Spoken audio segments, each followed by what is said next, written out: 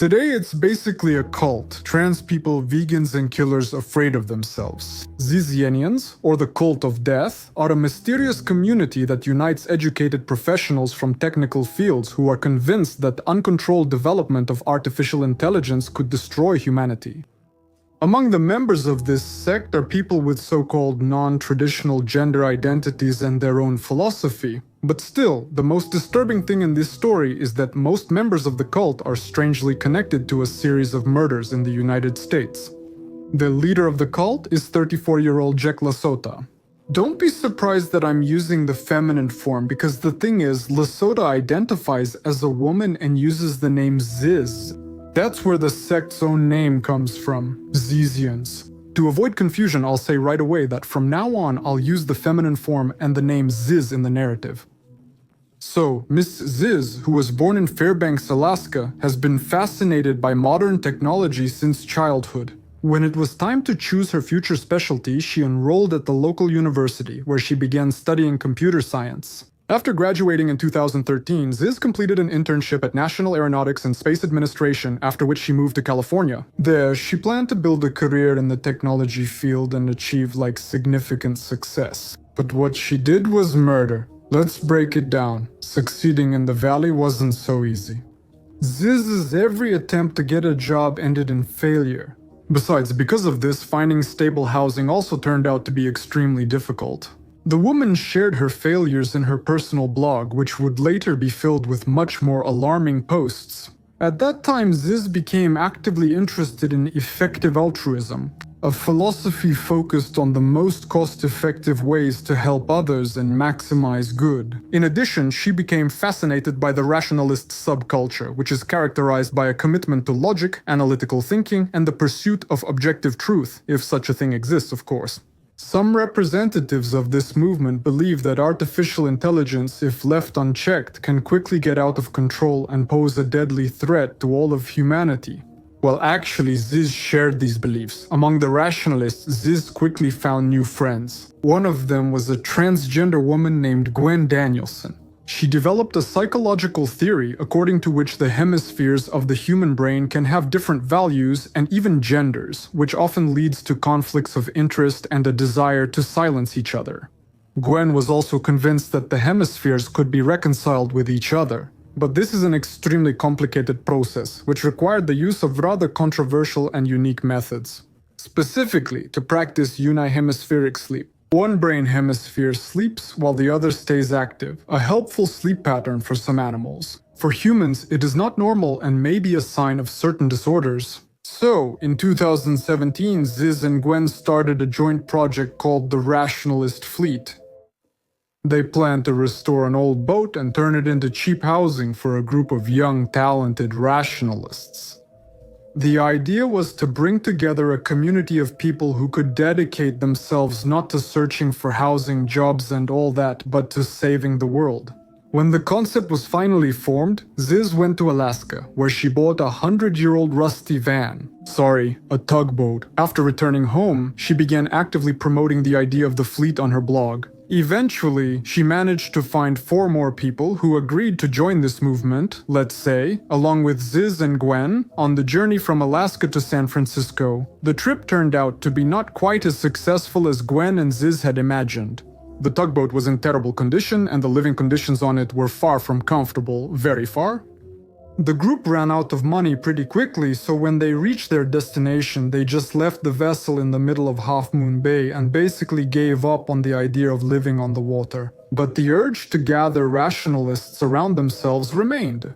By that time, Ziz was already an active participant in various online forums related to the rationalist subculture. As I mentioned, she kept a personal blog where she first shared life events, but after joining the Rationalist, she wrote about her theories and thoughts on rationalism. Over time, she managed to gather a circle of followers with whom she discussed ideas about saving the world through rationalism and sociopathy, and sometimes even fantasized about killing her offenders. Ziz also wrote about what she thought would happen to the world if society were freed from morality. She believed that in such a case, evil people would unite to destroy the good ones. As a vegan, Ziz also claimed that killing animals is the same as killing a human. And she emphasized that she lives in a society of monsters who eat flesh. She believed the only way to overcome this reality was through total sociopathy. As time went by, Ziz's blog gained many followers who supported her views. One day, she publicly shared the idea of unihemispheric sleep. Later, an anonymous user appeared, accusing the woman of creating a cult and of using this technique to manipulate the thoughts of her followers. In his post, the unknown user also claimed that Ziz was involved in the death of Chris Pasek, one of her followers, who practiced unihemispheric sleep and, according to the anonymous user, took his own life. It was because of this that Mr. Pasek was indeed a follower of Ziz and took his own life. However, there is no confirmed evidence to support these accusations. Either way, the anonymous post was quickly spreading and gaining support in the community. Meanwhile, Ziz's views were diverging further from traditional rationalist ideas. Eventually, she completely distanced herself from their movement and began to form her own ideology. The one that would later grow into a cult known as the Zizians, or the Cult of Death. Although it didn't start out so tragically or with deaths, but rather with an ordinary protest. That's when the Zizians were first talked about publicly. This happened in 2019 when Ziz, together with 3 associates, Gwen Danielson, Emma Borkonian, and Alexander Littim, appeared at a retreat of the Center for Applied Rationality, which was held at a children's camp in Sonoma County. Or Sonoma, dressed in Guy Fawkes masks. He's a character from the movie V for Vendetta. They blocked the entrances and exits and handed out flyers to those present, accusing the center of transphobia and sexual harassment. The police were called to the scene and quickly detained the protesters. By the way, it later turned out that shortly before the protest, Ziz and Gwen Danielson had interned at a project focused on artificial intelligence risk management. The project was initiated by the Center for Applied Rationality, and during that period, Ziz and Danielson maintained contact with the center's staff and over time began to actively push their ideas on them. When no one supported the women, Ziz became very angry with the center, left the internship, and eventually decided to take revenge by organizing a scandalous protest in which she also accused them of sexual harassment, transphobia, and all that. Sometime after the arrest, all the Zizians were released. During the same period, Ziz wrote in her blog about how cruelly the police treated her and that being at the police station was a negative experience for her. Actually, it was extremely negative. Quote, I honestly will never be able to trust society again, not even partially. For example, trusting the police or believing that they won't torture you for literally doing nothing wrong. During these events, the Zizian community was steadily growing. After living on the water didn't work out, Ziz started searching for alternatives. She met a man named Curtis Lind. He lived in the town of Vallejo, California. He owned a huge piece of land, so Ziz made an agreement with Lind to rent it for a very low price. Well, then the group of Zizians moved to the man's property where they settled in trailers. It's not known exactly how many of Ziz's followers lived there, but Curtis Lind himself said that there were different groups of 6 or 8 people who changed from time to time. Mr. Lind's neighbors had already started calling the Zizians a cult and said that Ziz's followers often walked naked around the property and talked like to themselves. The behavior was a bit strange, but despite this, the Zizians didn't cause any trouble for their landlord for a long time. But that only lasted until July 2022. At that time, COVID was still raging and California had banned evictions to kind of prevent the spread of the epidemic. Realizing that now Lind couldn't evict them from the property without breaking the law, the Zizians decided to stop paying rent. Curtis, at the same time, wasn't really putting much pressure on the group. In August 2022, it became known that Ziz drowned after falling into the water during a boat trip. So Curtis decided that her friends needed time to recover after losing their friend. But when November came and Lind still hadn't received the rent money, he started arguing with his tenants. And on November 13, 2022, this conflict escalated into a deadly shooting. What exactly happened then is not known for sure. The Zizians say Lind threatened them before a fight broke out. Curtis insisted. It was the tenants who threatened him, and that's why he even bought a weapon for self-defense. The man also said that before the bloodshed, one of Zizi's friends, namely Alexander Littim, asked the tenant to check the water supply. And when Lind bent down to do it, Litam stabbed him in the chest with a samurai sword. Curtis, shocked, then pulled out the pistol and began shooting. As a result of this incident, Lind himself and 3 Zizians were hospitalized. Curtis, who was 80 at the time, managed to survive the attack but lost an eye. After all, the blade that Litam stabbed him with cut not only the man's back and abdomen but also his eye. As for the followers of Zist, Alexander Litam and Suri Dao, who were found responsible for the attack on Curtis, were arrested. The 4th participant in the incident was another transgender Zizian, Emma Borkanyan. She joined ZIS after she left Google, and she started to make a fuss about the threat posed by artificial intelligence. Later, Emma became interested in the Rationalist community, and through it, she met the Zizians. And then she became fascinated by their ideas. Borkanyan did not survive the shootout on the Curtis Linda grounds, and although he was the one who actually shot the woman, no charges were brought against the man. Instead, the police charged 2 Zizianians who survived the attack on Curtis. Alexander Litam and Sori Dao were taken into custody, where they awaited trial, which was scheduled to begin in 2025. This is quite an important detail, so I suggest you remember it. After this incident, all the stories related to the Zizian cult become even more grim. Although some sect members like Gwen Danielson left after Borkanyan's death, the ZIS still attracted new followers, and she suddenly came back to life. She drowned before, but now it's like she undrowned. However, before that, there were 2 more murders that were also connected to the cult. On December 31, 2022 in Chester Heights, Philadelphia, Richard Terry and Zyko were getting ready to celebrate New Year's Eve. Around 11:30 post-meridium, 2 people came to their home and the hosts let them in. Just a few minutes later, neighbors heard loud screams coming from Zyko's house. Zyko or someone shouted the word "Mom," and then another voice said, "Oh my God, oh my God." 20 minutes later, the visitors left Richard and Rita's house. That day, none of the neighbors paid much attention to the screams that rang out in the middle of the night or to the strange strangers who visited the couple. That's not surprising, everyone was busy celebrating the new year. However, a few days passed, but neither Richard nor Rita were seen anywhere, so the couple's neighbors reached out. And they asked to visit the Zyko house and check on their well-being, like to see if everything was okay there. The police officers entered the residence and saw the bodies of Richard and Rita.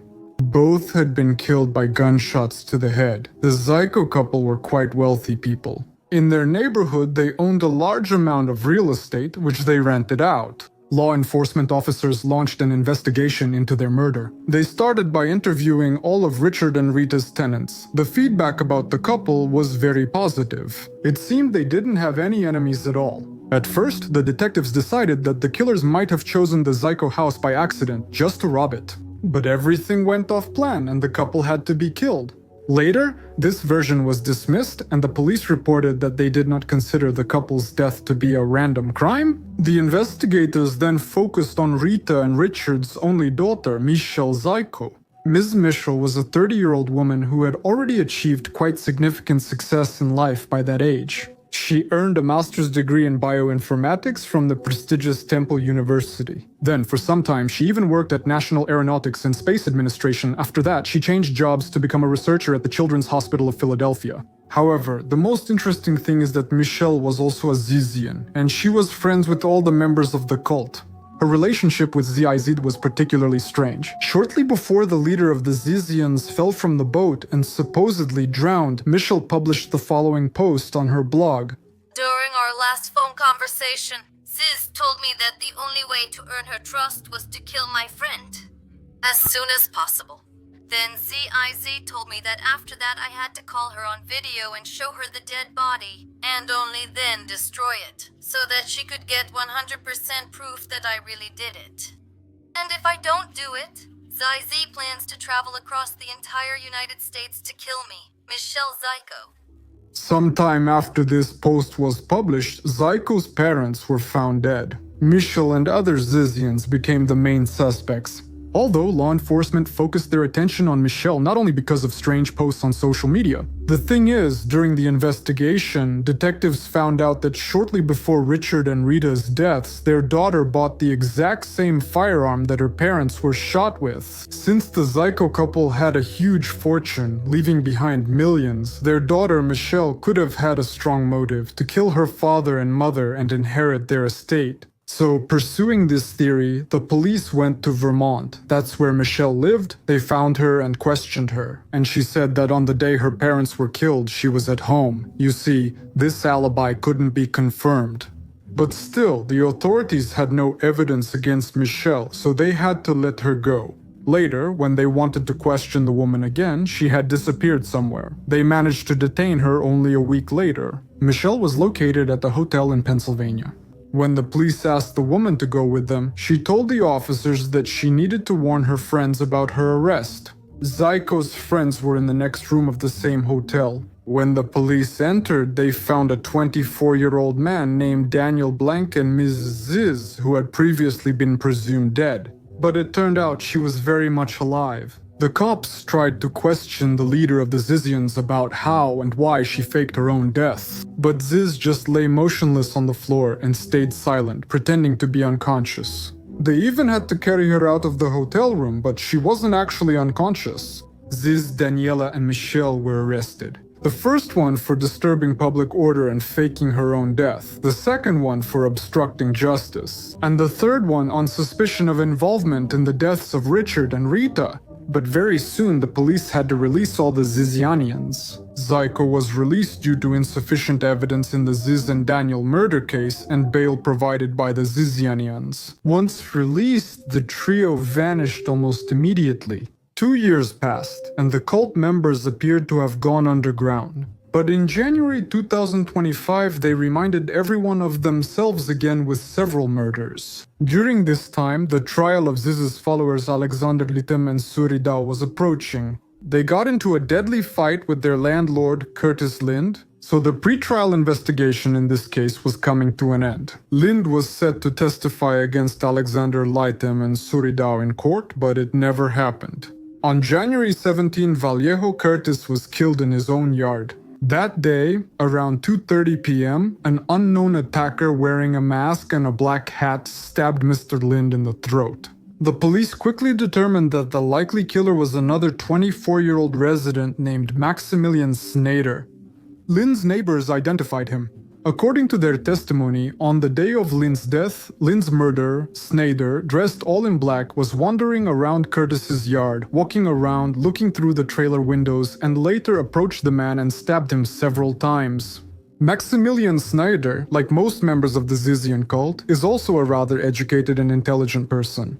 He studied at Oxford and later worked as a data processing specialist. How exactly he joined the Zizian cult is unknown, but apparently he was friends with Islamic State of Iraq and Syria since he was one of the people who posted bail for her. It was only a few days after Snyder's arrest when his fiancée, 21-year-old Teresa Youngblood, who is also a member of the Zizian cult, committed a murder as well. This happened on January 20th near the Canadian border in Vermont. That day, 44-year-old border guard David Chris Mayland was patrolling the main road leading to Canada. His attention was drawn to a Toyota Prius, inside which were two women. The car caught the attention of law enforcement because a few days earlier, employees of a hotel had reported rather alarming information to the police. According to the hotel staff, the driver and passenger of this Toyota Prius stayed in one of their rooms and behaved very strangely. First of all, the women were dressed in black and tactical gear, and they wrapped their phones in foil. And secondly, they openly carried weapons with them. The hotel staff recorded the car's license plate and reported the pair to law enforcement. David Malan then saw the women's car and chose to stop and search it. When the border guard approached the Toyota, one of the women got out of the car and started shooting. As a result, a shootout began during which Maland was seriously wounded. He was urgently taken to the hospital, but they couldn't save the man.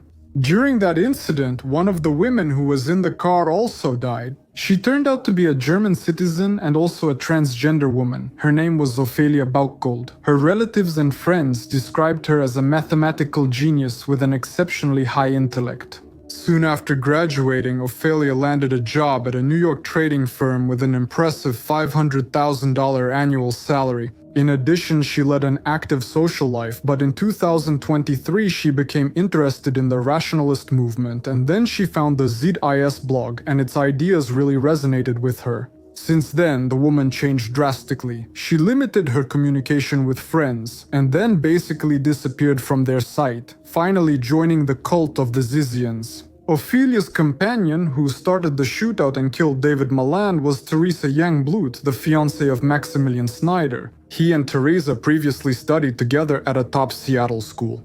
At that time, the boy and girl didn't speak, but after school, Youngblood and Snyder began dating. At that time, Teresa, like Ophelia, ended relationships with all her friends and even her family. She basically disappeared, and in May 2024, Teresa's parents went to the police. A few months later, the girl was found, but she refused to return home. By that time, her relationship with Snyder had become very serious, and the couple applied for a marriage license. Currently, it's very hard to determine all the links between Youngblood, Snyder, Zizians, and the other Zizian people. However, one way or another, they are all members of the same cult, which found itself at the center of several murders. During the investigation, law enforcement officers managed to establish that the weapon Teresa used to kill David Maland was most likely purchased by Michelle Zyko. After her prison release, Michelle disappeared, prompting investigators to search for her. They were also searching for Zizians, the cult leader. Her testimony is expected to play a key role in every case related to the Zizianites. The search for the women lasted about a month, and on February 17, 2025, Michelle Zyko, Zizians, and another Zizianite were found in Maryland. One of the local residents noticed them on his property. He asked the trio to leave his land, but instead they started asking the man for permission to stay on his land. He refused and, just in case, reported the incident to the police. When the police arrived at the scene, they recognized the intruders and detained them. Zizians and Daniel were charged with trespassing and obstructing police work. And Mrs. Zyko was also charged with illegal use of a weapon and involvement in the death of border guard David Maland. This time, the court denied all three detainees' requests for release, even on bail. At this moment, all cases related to the death cult, as it is often called in the press, are actively being investigated by the FBI, and most of the detainees are behind bars awaiting trial. All we can do is continue to follow this case because it's likely that many more unexpected twists await us in this story in the future. That's it for now, dear friends. Take care of yourselves, and I'll see you in the next video.